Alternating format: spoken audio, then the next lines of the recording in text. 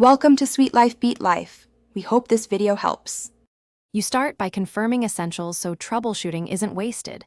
Open Settings, make sure FaceTime is signed into the correct Apple ID and the device OS is up to date. Next, check privacy screen recording and microphone to allow FaceTime. Once done, restart FaceTime, fully quit the app and reopen it, or reboot the device if needed.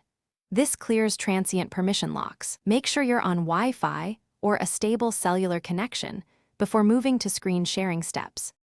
On the call, tap the Share Play or Screen Share button. This begins the sharing handshake.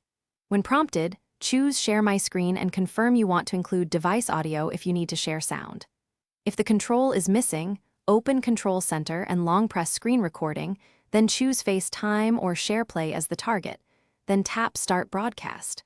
Once the broadcast begins, navigate to the app or content you want to show. Keep gestures minimal so viewers see what matters. To finish, stop screen sharing from Control Center or tap the Share button again in FaceTime. It ends the broadcast cleanly. If viewers report lag or black screens, make sure both sides use Wi-Fi or strong signal, close background apps consuming CPU, and reduce video quality in other apps. If problems persist, sign out of FaceTime and sign back in, or reset network settings to clear corrupted routing. This often fixes persistent handshake failures. One reliable tip: test with another device to isolate hardware versus account issues. Thanks for watching. Consider subscribing if we helped you.